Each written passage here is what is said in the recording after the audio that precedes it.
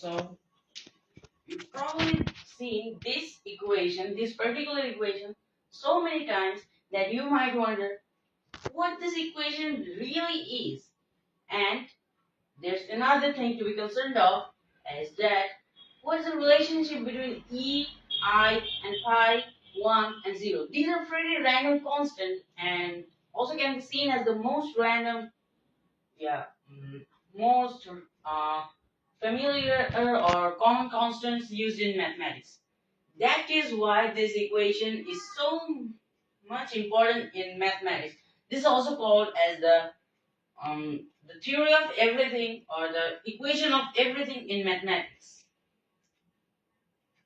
It connects all fundamental five constants of mathematics, also called the most beautiful constant in mathematics.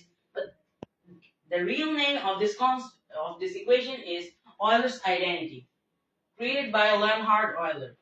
So let's prove it.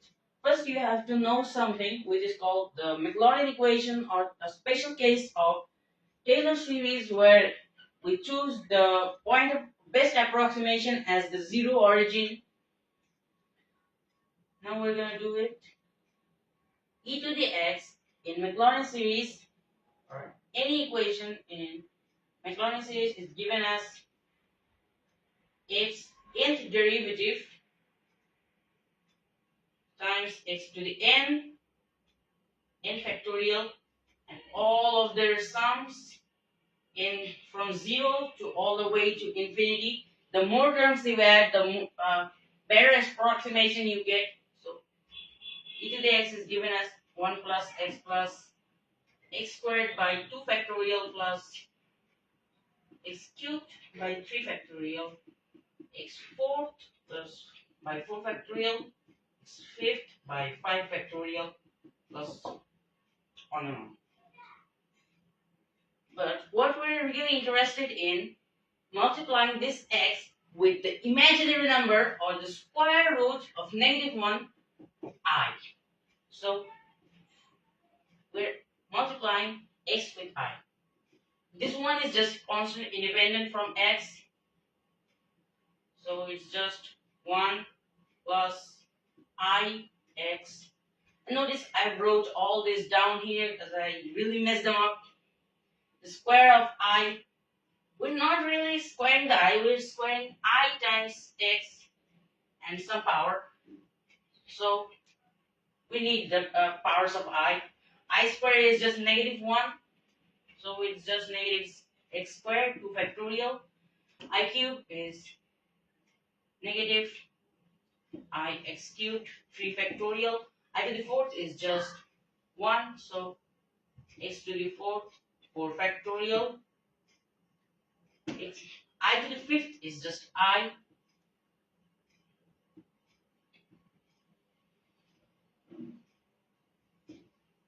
And so on. But you may notice there are two types of terms here.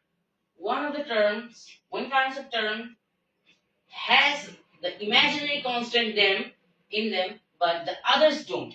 So what we're going to be doing is just separate these two.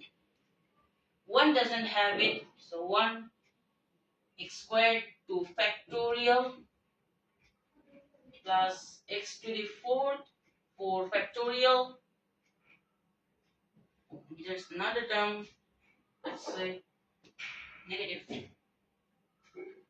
x to the sixth 6 factorial, on and on. Negative x to the sixth 6 factorial. Separate them, and this ix minus ix cubed 3 factorial plus ix to the fifth 5 factorial, and so on. But notice we can take all these i's in common.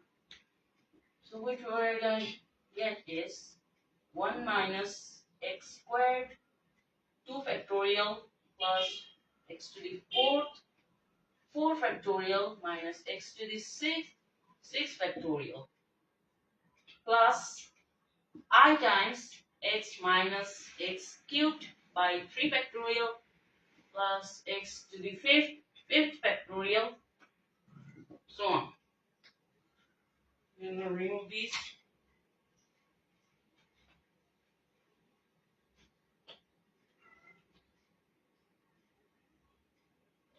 Some of you might already notice the pattern or sequence here, because this is the Maclaurin series of cosine x, and this is the Maclaurin series of sine of x. So we're going to write it as cosine x plus I times sine x. So we can say that e to the ix equals cosine x equals I times sine x. This is the main Euler's identity, but we're not looking for that. Even though it's the real or original identity, and we're looking for one of its special case, one e to the I pi equals something. So you notice here's x, here I, here I. What can we do is plug in x equals pi.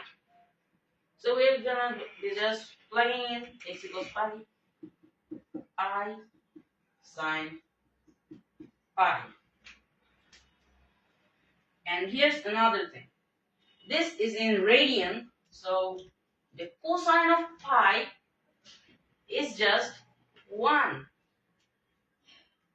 And the sine of pi is a 0, so this imaginary number just gets cancelled out. We're going to see that e to the I pi equals 1, and the last thing is e to the I pi minus 1 equals 0. We just subtracted 1 from both sides, and this is our equation. That's all for today.